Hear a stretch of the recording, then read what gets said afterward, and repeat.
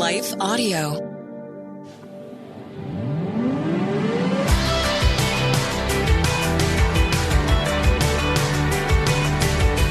You're listening to Therapy and Theology, and I'm your host, Carly Mercoulier. This podcast is a space where we explore popular topics and questions related to the convergence of faith, feelings, spiritual formation, and more.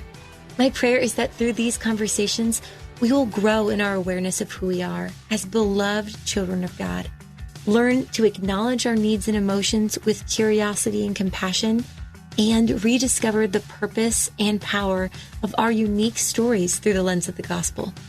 As a licensed therapist and ministry leader, I want to give voice to the many questions we face while cultivating a clearer view of how our faith informs our healing journey. I don't have all the answers, but I am committed to going deeper and walking together.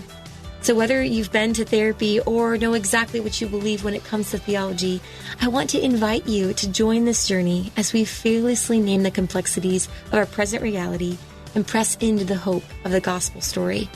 So are you ready? Let's jump into today's question and begin this journey together.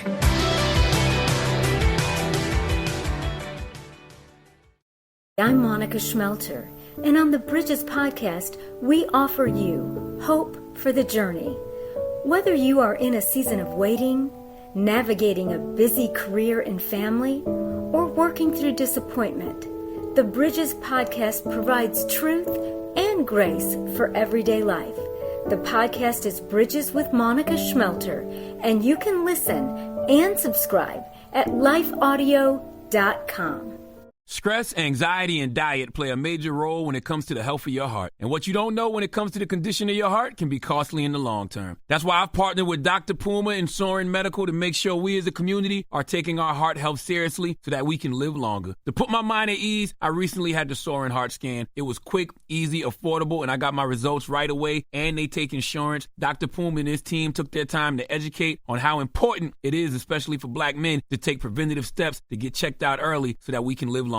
Put your mind at ease today and dial pound 250 from your cell phone and say the keyword live longer. That is pound 250 from your cell and say the keyword live longer. We need to be here for our families, and what you avoid and put off could potentially take your life. Getting the Soaring Heart Scan was one of the best health decisions I've ever made. Get your Soaring Heart Scan today, dial pound 250 from your cell and say the keyword live longer. You'll have the option to receive a one-time auto-dial text from iHeartMedia to see how easy the Soaring Heart Scan is for yourself. Text and data rates may apply.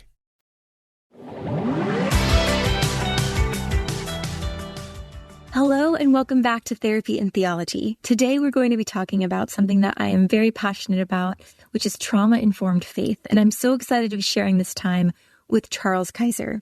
He is an author, pastor, and co-founder of Storyline Christian Communities in Dallas, Texas.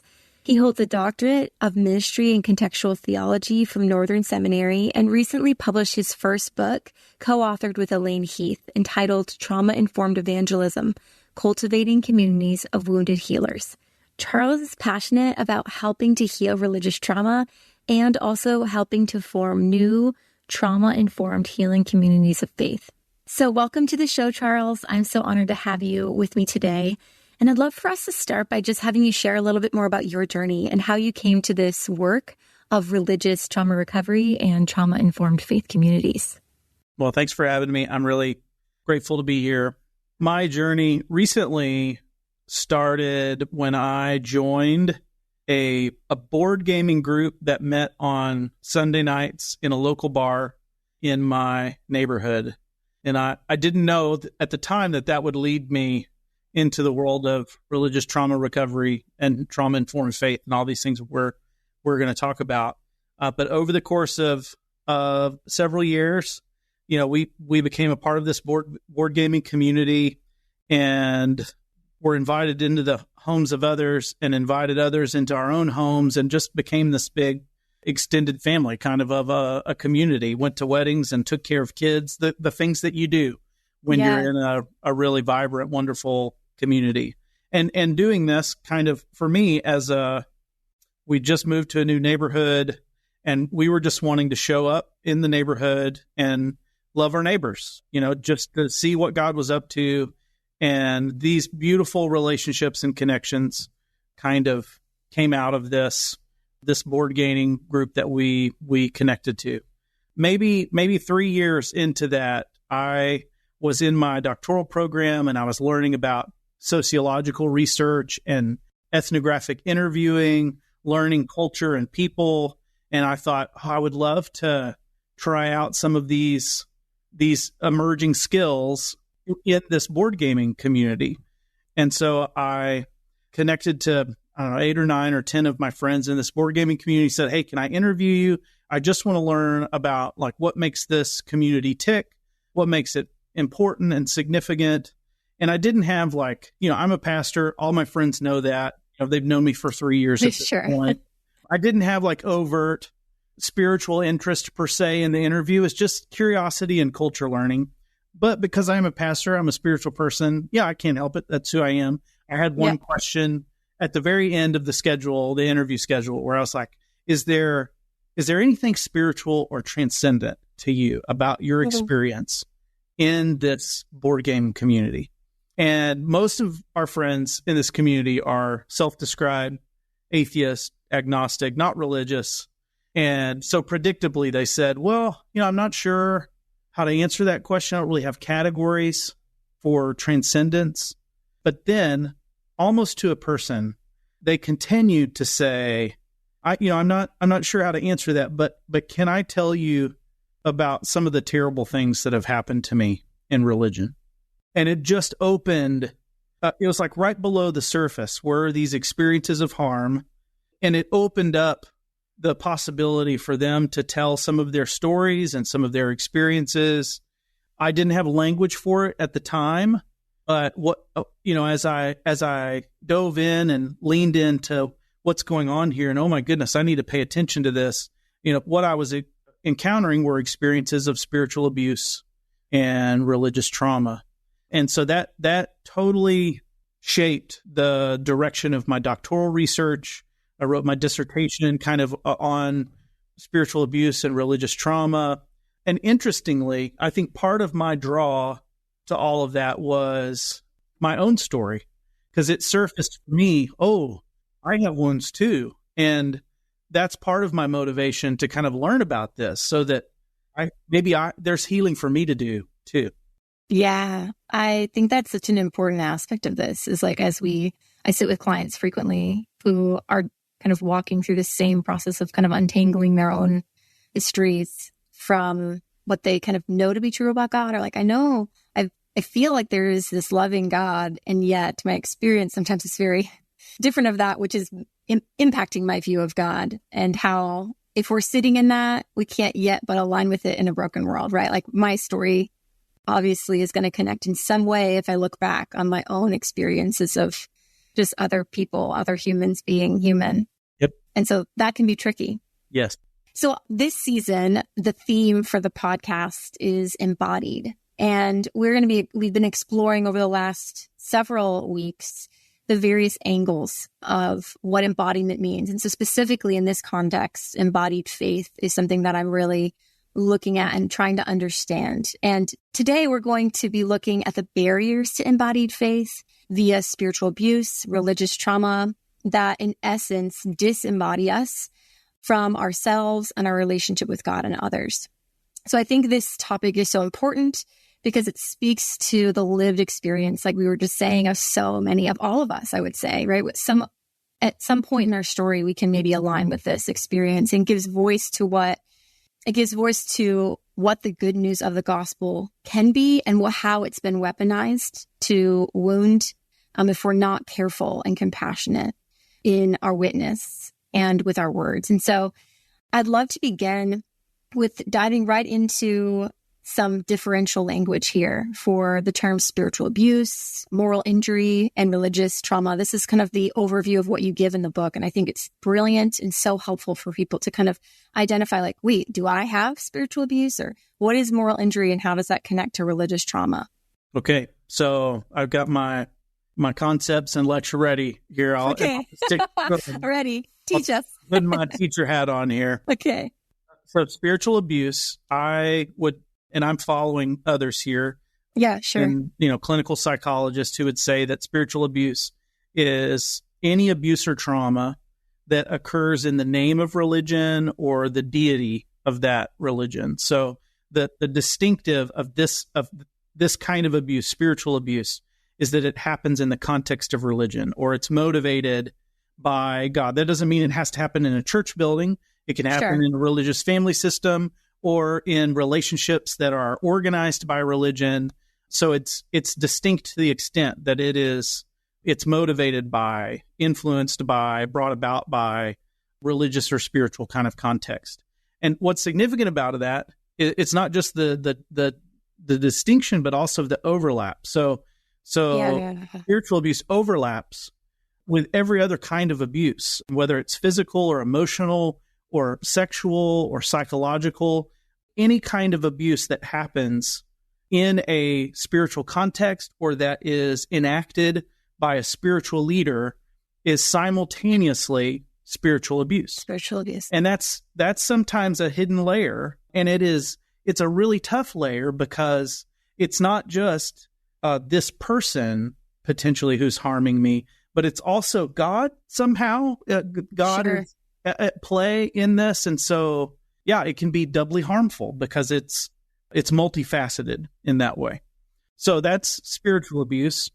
To talk about moral injury, the second concept you mentioned, I need to talk just for a second about trauma, because I think moral injury is a kind of trauma. It's very similar to trauma, if it's not a type of trauma. But trauma, Bessel van der Kolk is one of my favorite definers of it. Yes. He talks about it simply as the imprint of adverse experiences on our body and brain and mind. So it's the way that these really difficult, harmful experiences get stuck in our nervous systems in some form or fashion.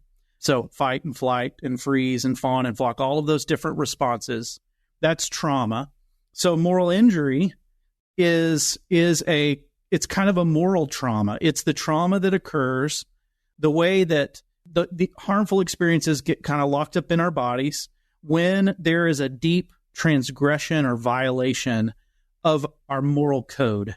And this can be something that we witness. So it's a kind of a secondary experience where I see a leader or a group or a person harm someone, spiritually abuse someone, or hurt someone deeply, and that there's a psychic injury that occurs from seeing that. Or I participate in it, even unwittingly. I help to enact it and realize that, well, because I'm following orders or because I'm in this system, even in the midst of that, something is breaking inside of me.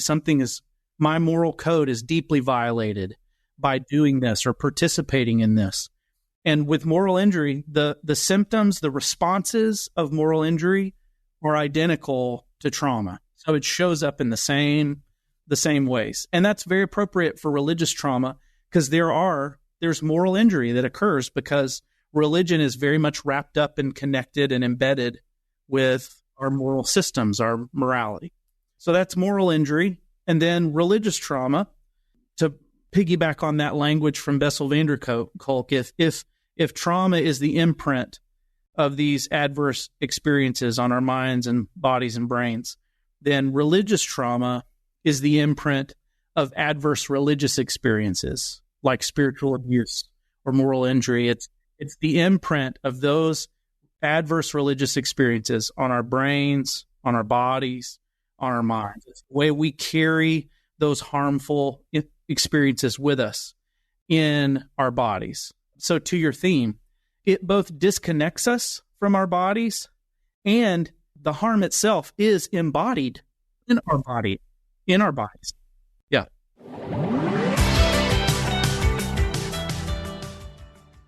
Feeling stressed? Let's take better care of you. I'm Bonnie Gray, the host of Breathe, the Stress Less podcast. Subscribe at lifeaudio.com. With no fees or minimums and no overdraft fees, banking with Capital One is the easiest decision in the history of decisions. Kind of like choosing Derek Jeter as the pinch hitter for your baseball team. Jeter, you're in. We need a home run. I'll give it a try. I've swung a bat once or twice.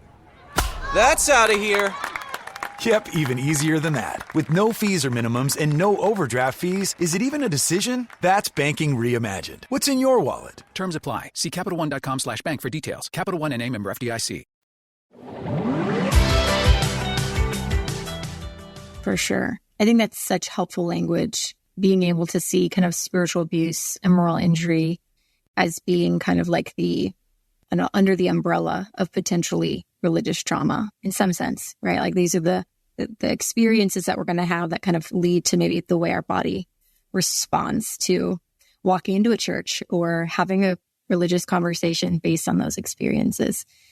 I would love for you to share just in the experiences that you've had, in the friendships that you've made in the gaming kind of world, and the impact that you've been able to hear firsthand from that research. Namely, how have you seen people tend to view God based on these abusive experiences, as we've been kind of naming? And maybe what other symptoms or things are people sharing that could maybe just give more language to people that may be listening? Like what is an experience of moral injury that's pretty common? The one that I kind of think of immediately, because it's one that is brought up a lot in my office, is when, a leader falls for a moral indiscretion after he's, preaching on it for a while, preaching against something, and then it comes out that he's been like maybe hiding something. Or if leaders in like a youth group setting, end up getting kind of called out in front of youth group children, like those experiences can be really harmful. But I'm curious what your experiences have been in hearing those stories. So the impact of religious trauma on how we view God in my friends and my neighbors. So I would say this is descriptive rather than prescriptive. Yes. This is what I encountered in my friends. So it's not to limit what's possible or what others' experiences might be, but this is just what I saw and heard in my own friends. So and I'll be honest and say it's hard for me to say. For some of them, I do think their imagination of God was deeply impacted by the trauma and abuse that they experienced. But it's really tricky for me to kind of parse out the extent to which that's true versus, their family of origin or the experiences that they've had right outside of that. Yeah. But what I observed in my friends, kind of along this spectrum of imagination about God, on one end, just that, and perhaps it's, for some, it was very much a response to trauma and harm that they had experienced. But just to say, okay, I'm going to close that down. God does not exist. This is if this is what God is, then surely that shouldn't even be a thing. That cannot exist. They have ceased to believe that there is a God. And some of them for sure, that's because of the harm that they experienced. Others might imagine that if God does exist, then God is absent or negligent. Others might think that God is, in fact, an abuser. It wields judgment for sin and is spiritually abusive and traumatizing. That is just, God is like an absentee father or an abusive father. That we can't escape, and he is out to get us or something. And then further down the spectrum, there are like more favorable views of God that would still kind of put God at a distance, where God is distant, kind of a deistic God. God is like this omniscient watchmaker who sets the world in motion, but is not to blame for what happens. And so it's a way to differentiate between this harm that I experienced, which was from people and institutions and groups or family members.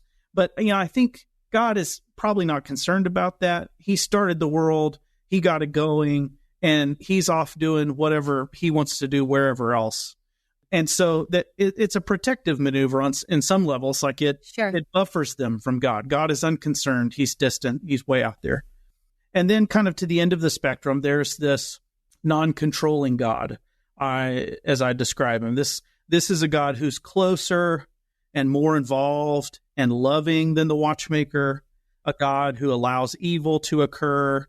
This God loves those who are abused, but there's still the mystery of, oh, God, why do you let all of this terrible stuff happen?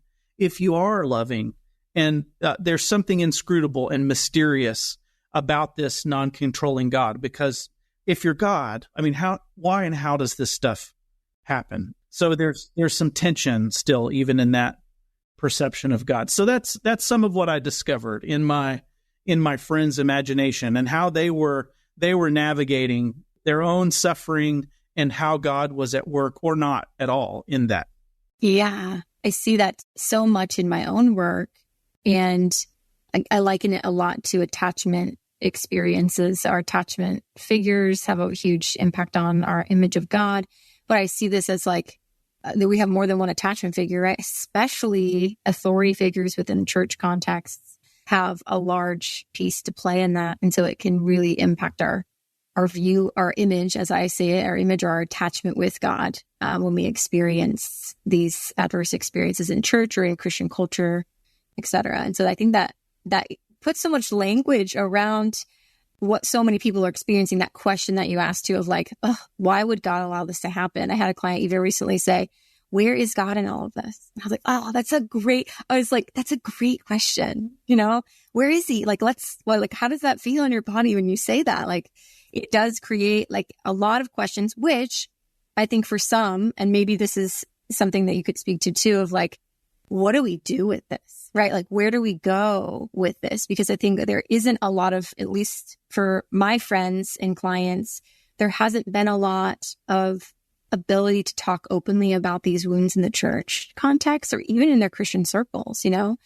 And then when we're identifying, like, even if you're listening to this right now, you're like, oh my gosh, like this, yes, my view of God is this, he's this cruel kind of lording God, or he just doesn't care at all about me, and I'm just left out here, you know, what other side of the spectrum you're on, that can feel really isolating and really lonely.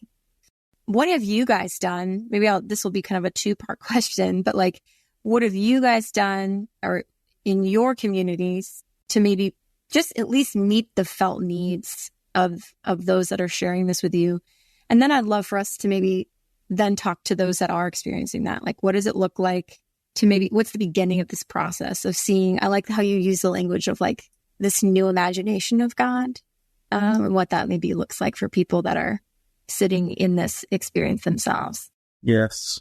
You know, as you're sharing, it makes me think about being one of the churches I was part of.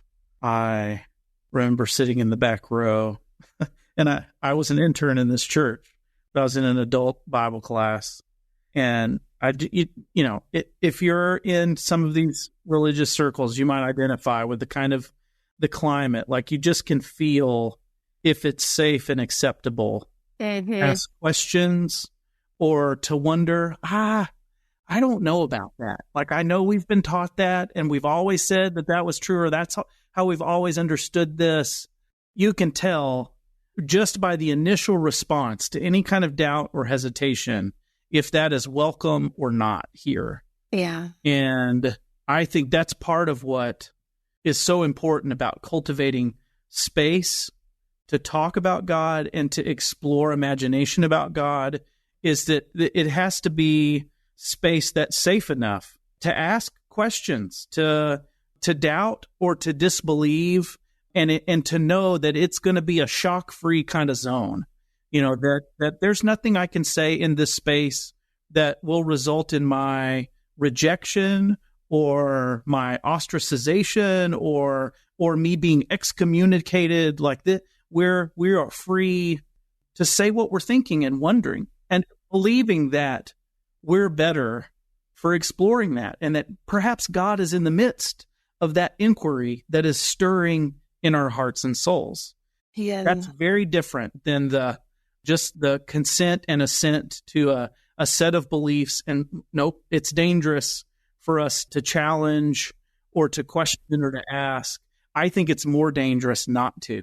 I think people wilt on the inside when there's not space and freedom and safety to say, this doesn't square for me. How do I imagine God in light of these terrible experiences that I'm seeing my friends have or that I've had in my past? Openness about that has to be our way forward. I don't think shutting it down is a great alternative. Yeah, I talk a lot about that same thing about like not denying our experiences, right?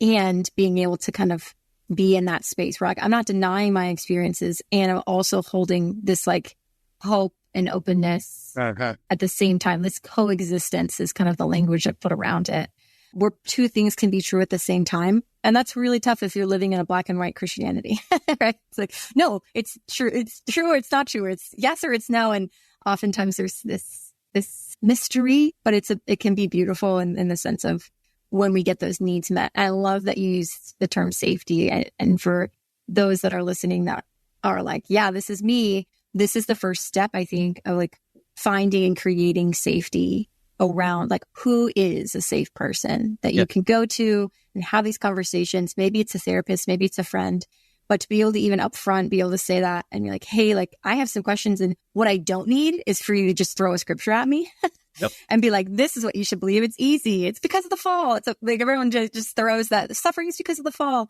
And yet there is no like, oftentimes I see there's just like no empathy and holding that space for people where we can be like, suffering is not supposed to be, it wasn't supposed to be this way. There is a deep groaning that we have to acknowledge in that. And I think we sometimes have a hard time with that. Do you see, and this is kind of a secondary question that I don't have written down, but I'm wondering as we're talking about this, whenever we're talking about trauma, right? The question is always why, right? Like this is more of just like a heartfelt groaning for all of us. And I think you mentioned this in the book and you do this very well with kind of giving this new experience of what the crucifixion and resurrection of Jesus could be. And maybe we could just touch on it briefly, because I think oftentimes you have these two terms that you use that I think are really important when it comes to acknowledging suffering, but not glorifying it in like an unhealthy, weaponized way. Because I think we can easily do that. And then we're almost shaming ourselves for feeling grief or shaming ourselves for being angry. But that's the process that our body needs to take in order to heal. And so you talk about Christian masochism and Christian Satanism. And I don't know if it's easy to kind of maybe briefly share on those two topics, but how they can intersect with maybe unhealthy views of suffering versus this maybe new imagination of solidarity in our suffering. Yes. So yes, Christian masochism and Christian sadism.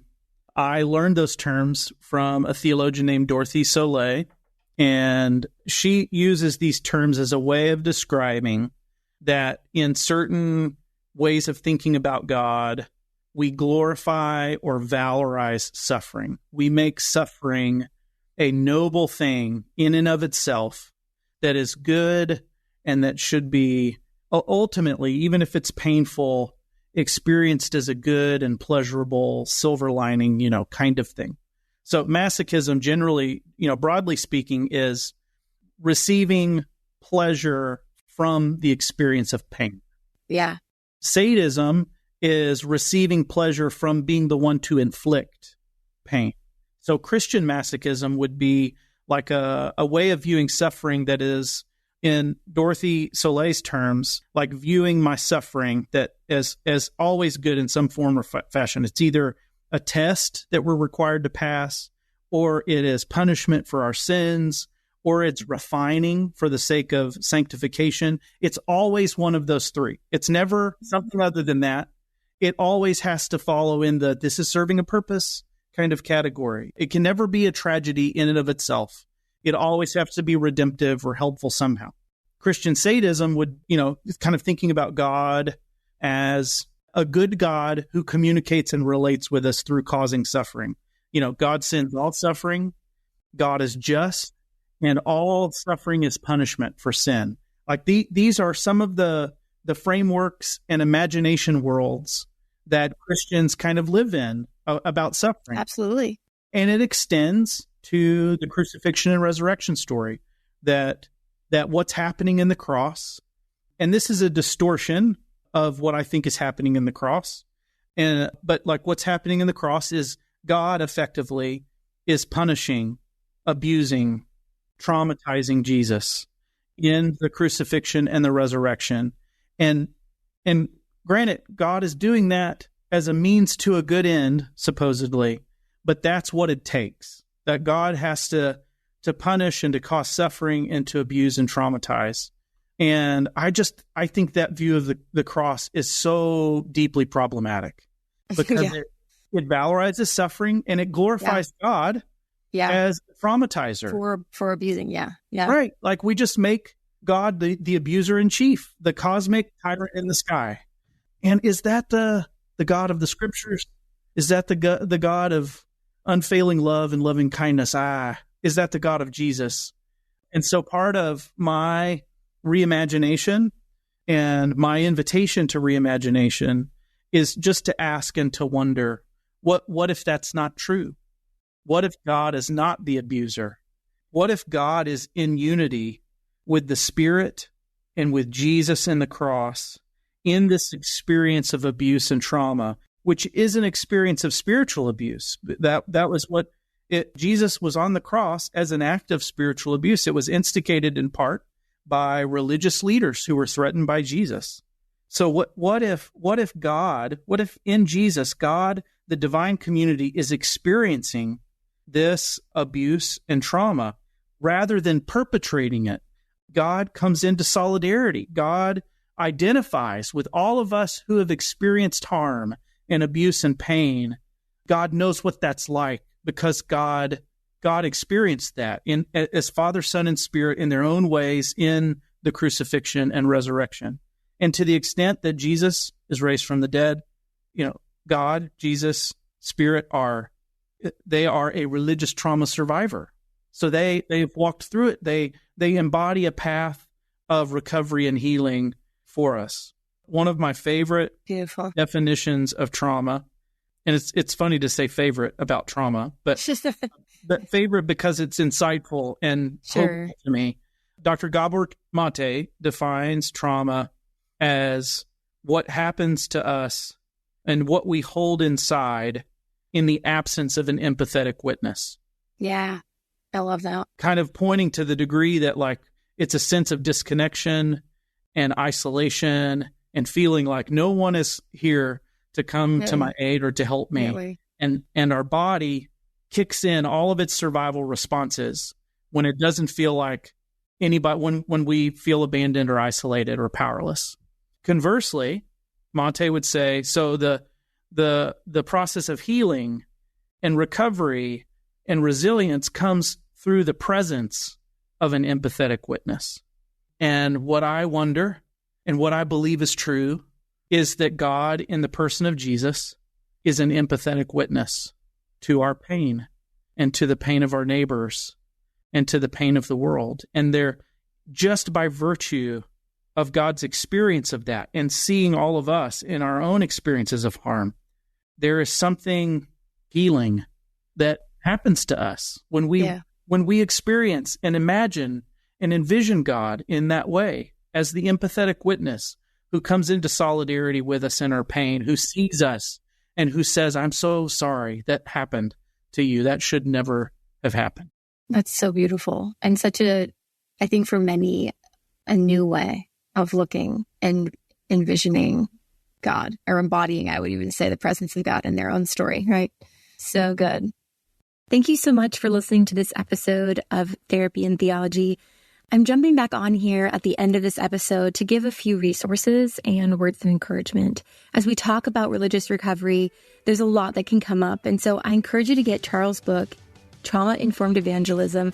For those of you that are wanting to explore more about what your religious trauma background might be, I also encourage you to find a therapist, a friend, or someone that is a safe person in your life that you can connect with. As we look at what this might be for our bodies, it's important to have people that we can feel safe with. So also stay tuned next week for the conclusion of this interview with Charles as we dive back into what it looks like to create spaces of safety and healing for those that have been wounded. Thanks so much for tuning in to this episode of Therapy and Theology. If you have a question or topic you would like discussed on a future episode, please feel free to email me or drop it in the comments. Also, don't forget to subscribe to have each week's episode instantly downloaded to your podcasts, and see the show notes for resources mentioned in this episode. To access more content and join my monthly email list for the latest updates and info, visit my website at carlymarcluyer.com. Support for this podcast and the following message come from Corient. Corient provides wealth management services centered around you. They focus on exceeding expectations, simplifying lives, and establishing legacies that last for generations. Leverage their exclusive network of experts to help achieve your personal and professional financial goals. As one of the largest integrated fee-only registered investment advisors in the U.S., Corient has experienced teams who can craft custom solutions designed to help you reach your financial goals, no matter how complex. Real wealth requires real solutions. Connect to a wealth advisor today at Corient.com.